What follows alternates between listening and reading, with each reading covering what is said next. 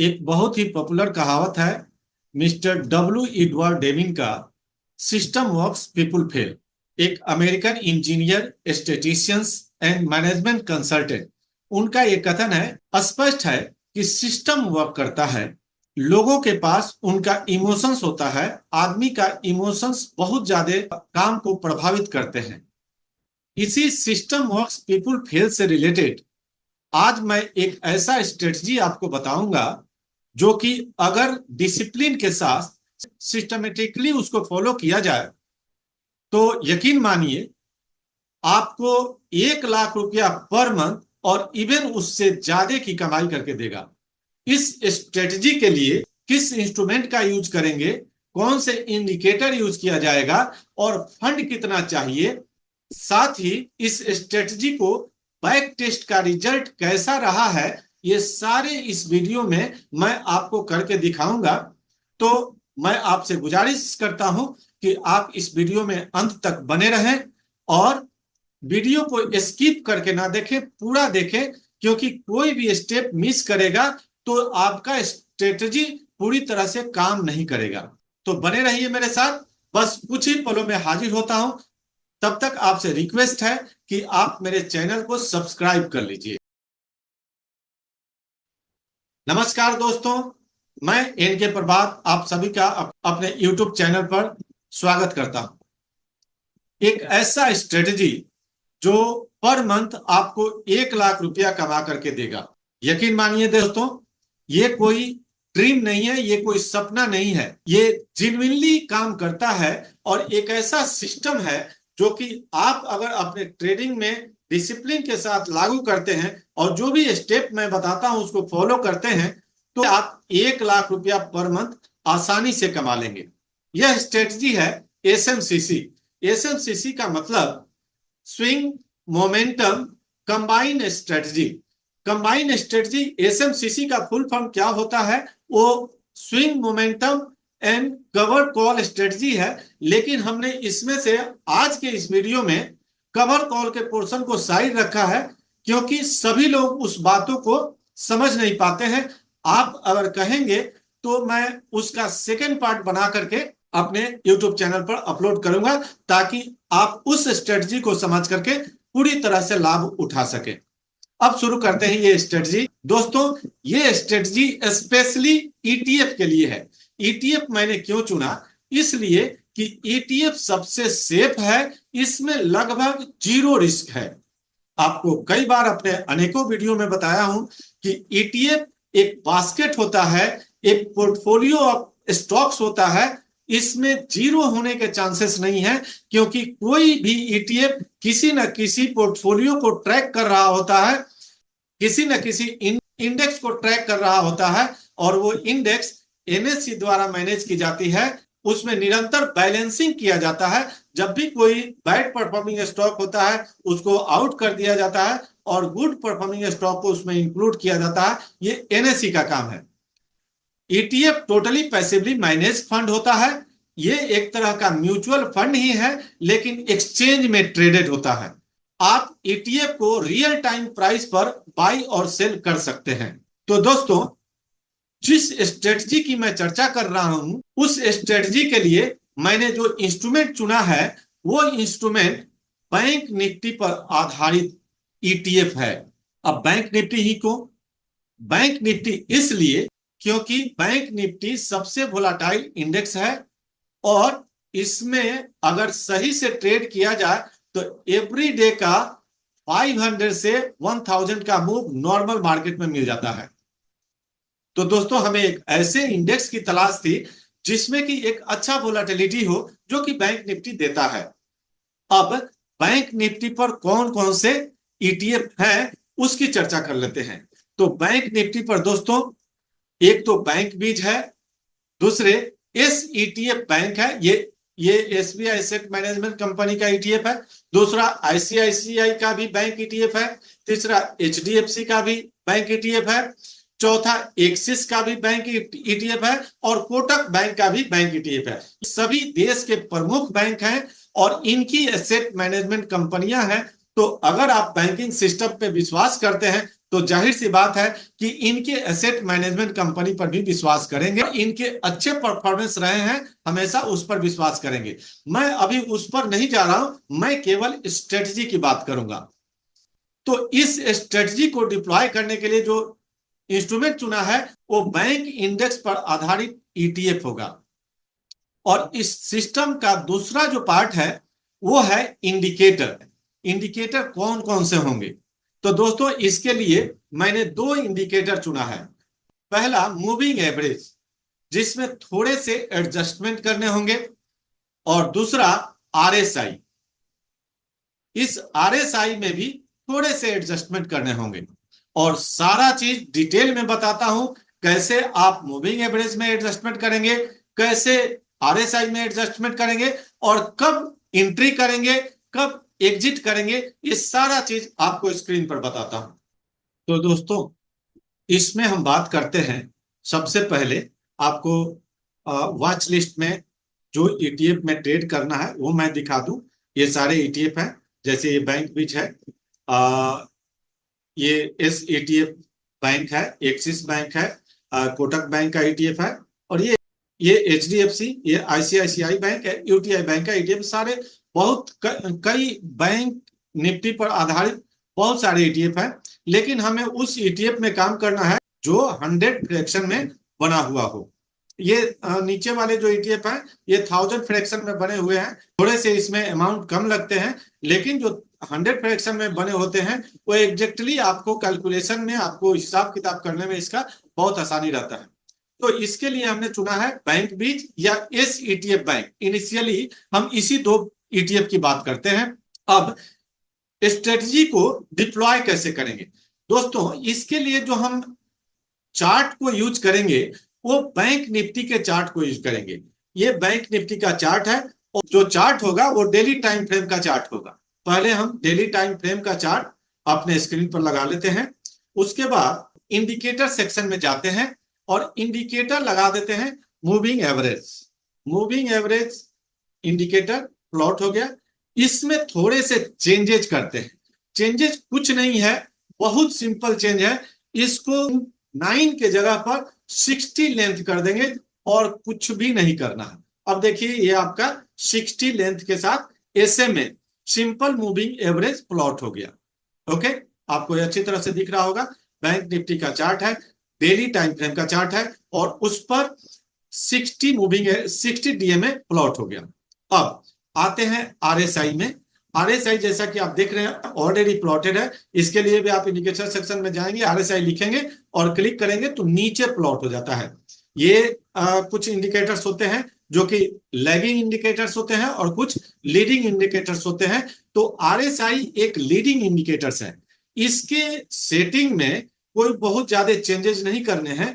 बस करना क्या है कि इसका जो स्टाइल है उसमें ये 70 वाला जो लेवल है उसको घटा करके 60 कर देना है। देखो दोस्तों, ये नहीं कि 60 और 40 कर देना, नहीं, केवल 60 करना है।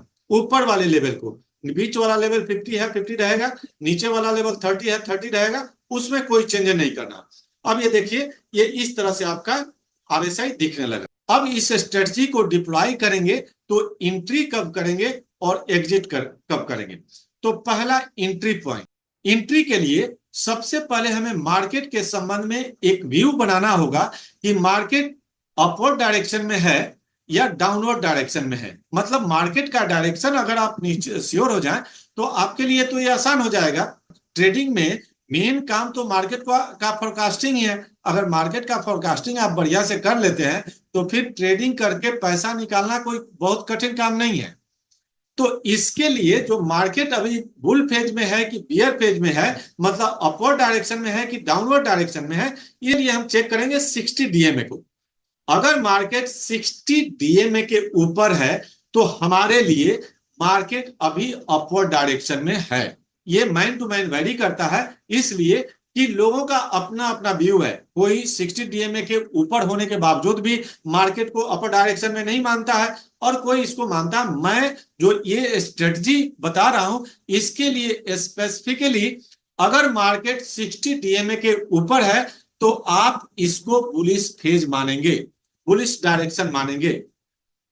और जब जब मार्केट 60 डीएमए के नीचे हो जाता है तो आपके लिए या मेरे लिए जो इस स्ट्रेटजी पर काम करेंगे उनके लिए मार्केट बियरिश फेज में आ गया। अब जब बुलिश फेज में मार्केट हो तब हमारा स्ट्रेटजी क्या होगा, और जब बियरिश फेज में मार्केट हो तब हमारा स्ट्रेटजी क्या होगा। अभी देखो दोस्तों, ये बैंक निफ्टी जो है अभी फिलहाल में हमारे लिए बियरिश फेज में है। तो बियरिश फेज में है तो मैं एंट्री कैसे करूंगा। तो बियरिश फेज में इंटर करने के लिए, इस स्ट्रेटजी को डिप्लॉय करने के लिए हम सबसे पहला इंतजार करेंगे कि ये मतलब बैंक निफ्टी जो इंडेक्स है वो 30 लेवल पर आ जाए। ये देखिए, ये 30 लेवल पर 6 अगस्त 2024 को आया है और इसका लेवल क्या है 49,724।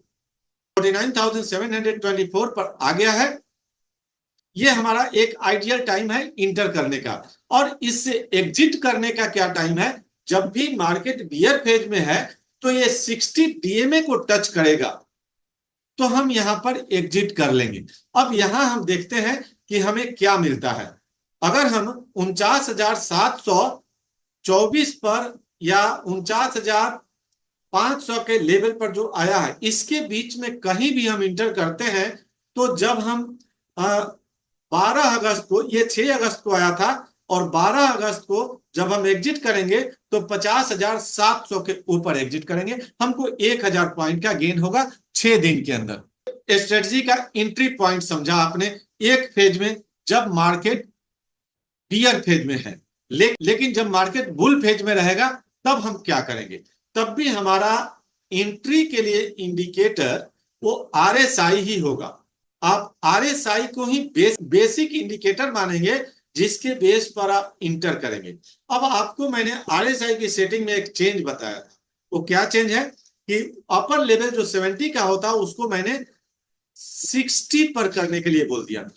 ठीक है, अब देखो दोस्तों, जब भी मार्केट बुल फेज में है तो आरएसआई 60 लेवल को जब भी क्रॉस करता है तो आप यहां पर ईटीएफ बाई करेंगे। चाहे एक क्वांटिटी बाई करेंगे या 10 करेंगे वो आगे बताता हूं आपको। फाइनली आपको 1 लाख कमाना भी तो है, आपको अर्न भी तो करना है 1 लाख। तो आप 1 लाख के लिए क्या करेंगे वो आगे मैं बताता हूं। ठीक है, पहले आप एंट्री बुल फेज में जब आरएसआई 60 को नीचे से जाकर 60 को क्रॉस करेगा, जहां भी क्रॉस करे वहां पर आप इसको बाई कर लें। एक बात आपको यहां क्लियर कर दूं दोस्तों, आरएसआई कोई ओवरसोल्ड या ओवरबॉट नहीं बताता है। आप आरएसआई के मामले में बिल्कुल क्लियर हो जाए। आरएसआई मोमेंटम इंडिकेटर है, momentum oscillator indicator. RSI momentum को बताता है। तो हमें एक तो हमने पहला बता दिया कि जब डाउन फेज में मार्केट हो तो आरएसआई 30 पर आए तो आप बाई करेंगे, ये स्विंग स्ट्रेटजी हो गया। लेकिन जब आरएसआई नीचे से 60 को क्रॉस करेगा तो ये मोमेंटम स्ट्रेटजी हो गया। आप आरएसआई जब 60 को क्रॉस करे तो यहां बाई करेंगे। और सेल कब करेंगे, बाई तो यहां हो गया, सेल कब करेंगे जब आरएसआई चाहे कहीं चला जाए लौट करके 70 पर आए तो सेल कर देंगे। चाहे जहां जाए उससे आपको मतलब, लौट करके जब 70 पर आ जाए तो आप सेल करेंगे। अब देखो, पहले इसको समझ लेते हैं कब कब कहां कहां ऐसी घटना घटी है। यहां पर देखिए, जब आरएसआई नीचे से 60 को क्रॉस कर रहा है तो यहां पर मार्केट है आपका 47,253, 47,250, 53 हो या जहां आपको मिल जाए 47,000 पर मिल जाए, 47,200 पर मिल जाए या 47,300 पर मिल जाए तो आपने यहां बाई कर लिया। अब ये जाता कहां है, ये जाता है 49,030 पर, मतलब इसका अपर लिमिट 49,000 के ऊपर आपको लगभग 1700 पॉइंट का मूव मिल गया है। लेकिन जब 70 पर ये लौट करके आता है तब आपका आरएसआई है, तब आपका मार्केट है 48,460, मतलब लगभग 1200 का मूव। तो ठीक है, ये मूव आगे भी जा सकता था लेकिन अभी लौट आया तो आप जब 70 पर आ गया तो 12,000 का मूव लेकर के आप मार्केट से एग्जिट कर जाएंगे। ठीक है, यही स्ट्रेटजी का सार है। जब मार्केट बुल फेज में रहे तो आप कहां इंटर करेंगे, जब बीएफ फेज में रहे तो मार्केट में आप कहां इंटर करेंगे और एग्जिट कब करेंगे। मुझे उम्मीद है कि ये दोनों इंडिकेटर को आप बहुत बढ़िया से समझ गए होंगे। अब इसको थोड़ा बैक में भी जाकर के टेस्ट कर लीजिए। आप सभी लोग खुद टेस्ट कर सकते हैं, बहुत बढ़िया से टेस्ट कर सकते हैं। दोस्तों यहां देखिए, मार्केट बियर फेज में आ गया है मेरे इस स्ट्रेटजी के अनुसार। तो यहां पर मार्केट कहां है, 20 सितंबर 2023 को मार्केट है 44,954, 44,950 कंसिडर करते हैं।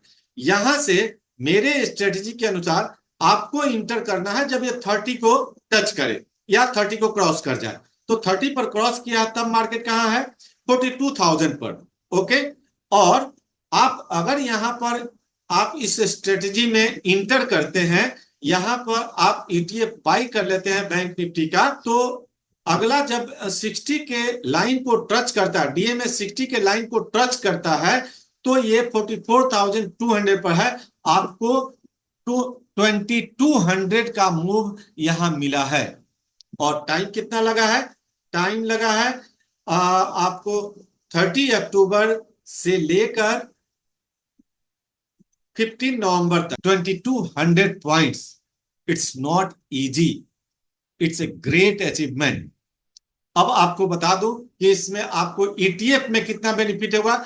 जब यहां बैंक निफ्टी 100 रुपीज मूव करेगा तो कोई भी 100 फ्रैक्शन में बना हुआ ईटीएफ 1 रुपया मूव करेगा। इसका मतलब यहां पर अगर बैंक निफ्टी 2200 मूव किया तो आपको 22 रुपीज मिला। अब एक ईटीएफ पर अगर 22 रुपीज है तो 1000 ईटीएफ पर 22,000 है और 2000 पर 44,000 है। आप इस हिसाब से कैलकुलेट कर लीजिए। अब देखिए, ये कहीं भी जब भी इसको देखेंगे तो या तो मोमेंटम मिलेगा स्ट्रेटजी या स्विंग मिलेगा। इस स्ट्रेटजी में महीने में 2 बार आपको चांस मिल जाएगा, या तो स्विंग मिलेगा या मोमेंटम मिलेगा। और दोनों बहुत आसानी से महीना में एक बार स्विंग एक बार मोमेंटम आपको मिल ही जाना है। और अगर स्विंग और मोमेंटम मिल जाता है और हर एक में कम से कम 1000 पॉइंट, जो कि बहुत आसानी से मिलता है, आप उम्मीद कीजिए कि 1500 से 2000 पॉइंट आप आसानी से ग्रैब करेंगे। लेकिन मैं 1000 को लेकर के चलता हूं। अगर आपको 1000 पॉइंट महीना में 2 बार मिलता है तो 2000 हुआ, और 2000 के हिसाब से आपका इन्वेस्टमेंट जो होगा उस पर क्या रिटर्न मिलेगा आप आसानी से कैलकुलेट कर सकते हैं। तो दोस्तों ये रहा पूरा स्ट्रेटजी। आप उम्मीद करता हूं कि अभी तक जो स्ट्रेटजी को डिप्लॉय कैसे करना है, एंट्री कब करना है, एग्जिट कब करना है, अच्छी तरह से समझ गए होंगे। अब मैं बताता हूं कि इसके लिए आपको फंड कितना चाहिए। जैसा कि मैंने आपको शुरू में ही बताया है कि 1 लाख रुपया पर मंथ बहुत आसानी से कमा सकते हैं। लेकिन एक बात आप समझिए कि 1 लाख रुपया कमाने के लिए कुछ पूंजी तो आपके पास चाहिए। तो वो पूंजी ऐसा तो नहीं है कि 1 लाख लगा करके 1 लाख रुपया पर मंथ कमा लेंगे।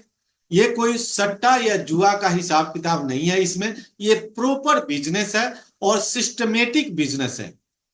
इसीलिए मैंने शुरू में ही बोला है कि सिस्टम वर्क्स पीपुल पे। इसमें किसी तरह का इमोशंस नहीं है। हर एक स्टेप पर स्ट्रेटजी को डिसिप्लिन के साथ फॉलो करना है।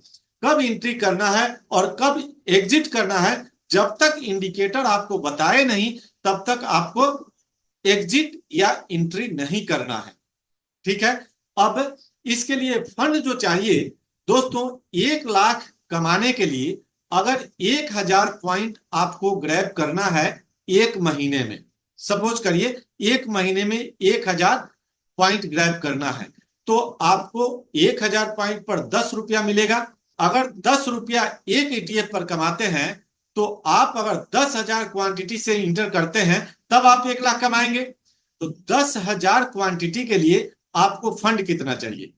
10,000 क्वांटिटी के लिए आपको सिंपल सी बात है कि बैंक निफ्टी में कोई भी 100 फ्रैक्शन में है उसमें 10,000 क्वांटिटी के लिए आज के प्रेजेंट रेट जो है उसमें लगभग 50 लाख से 55 लाख रुपए की आवश्यकता पड़ेगी। लेकिन जैसा कि मैंने अपने स्ट्रेटजी में बताया कि इसमें 2000 पॉइंट बहुत आसानी से पर मंथ आप कैप्चर कर सकते हैं। 2000 पॉइंट, और ये सबसे कम है, कम से कम इतना कैप्चर करेंगे, अदरवाइज मैक्सिमम 4000 से 5000 पॉइंट हो सकता है।